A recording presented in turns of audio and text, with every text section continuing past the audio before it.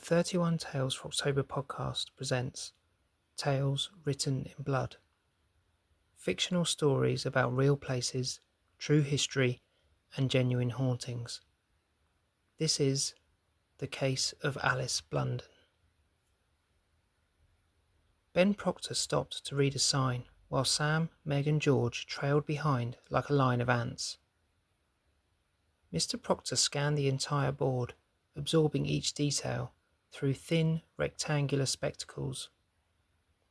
Meg's mum said he was the local historian, but according to Sam Proctor, his dad Ben was just a plain old librarian. Without a word he continued on, and the children all fell into step. The entrance to the Holy Ghost was a narrow path between some houses and an allotment. On the right was a chain-link fence around a micro-city of sheds and greenhouses, with small strips of soil and flowers and vegetables and old tattered pots. On the left was the side of someone's house. From outside looking in, you'd never guess the sprawling grounds of the Holy Ghost would be hidden back here. Once an important part of the community and central to the town, the cemetery and chapel ruins behind the church had become an old back alley secret, as more and more houses were put up and roads were laid around it. Now it was used as a shortcut to reach the train station, or for people in offices to come and eat their lunch in peace. You didn't have to walk very far or search for too long, as the sight of the gravestones let you know exactly where you were.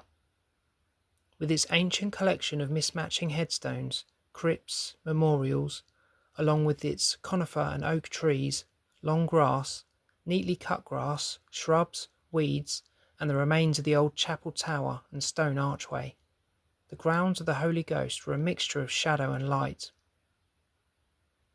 On the right were the war graves, all standing smartly to attention, with their distinctive, almost white headstones, each with a cross carved on the front.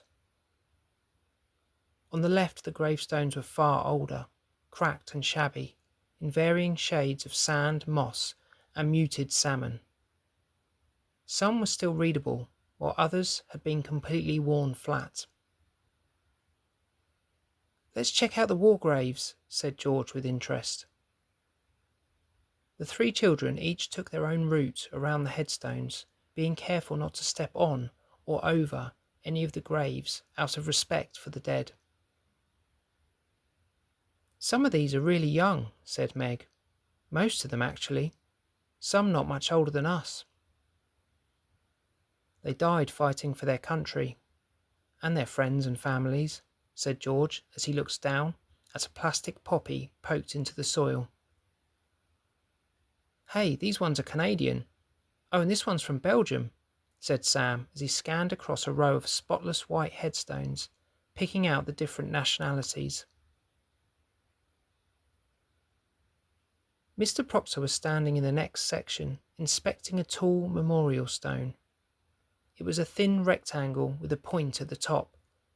On each side words were inscribed. "What is it, Dad?" asked Sam. "A family," was all he would answer. Interested, the children all surrounded the stone. Meg crouched to one side, tilting her head. Sam stood behind her, frowning at the middle section, while George ran his fingers over a date, trying to clear away some dirt. "Here are the parents," said Ben Proctor, pointing to the top of the column. Beneath the Mr. and Mrs. were listed the deaths of 5 children, all written in stone. 3 of the 5 were infants. One had made it to 16, while the eldest had sadly passed away in her 30s. "So the parents outlived all 5 children," said George with a tremble in his voice. The others remained quiet as they considered a parent's grief. They all agreed that life must have been hard in the 19th century. A black crow seemed to appear from nowhere, hopping down beside them and picking at the grass. 2 intersecting paths wound through the grounds, past benches and under trees, through dark shrouded patches and around bright elevated sections. The closer the group came to the chapel ruins, the more open and uncovered the grounds became. Sam pointed out a squirrel, scampering up a tree and keeping a watchful eye on them. Standing in sunlight, they inspected the patterns carved into the archway. Crumbling walls led off in different directions, and the opening to the tower was barred by a locked metal gate.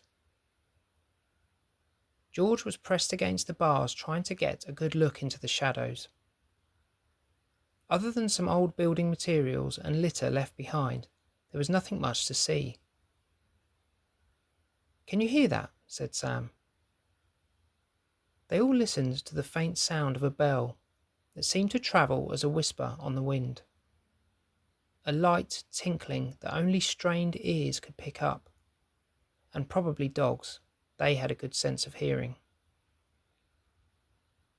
Mr. Proctor frowned.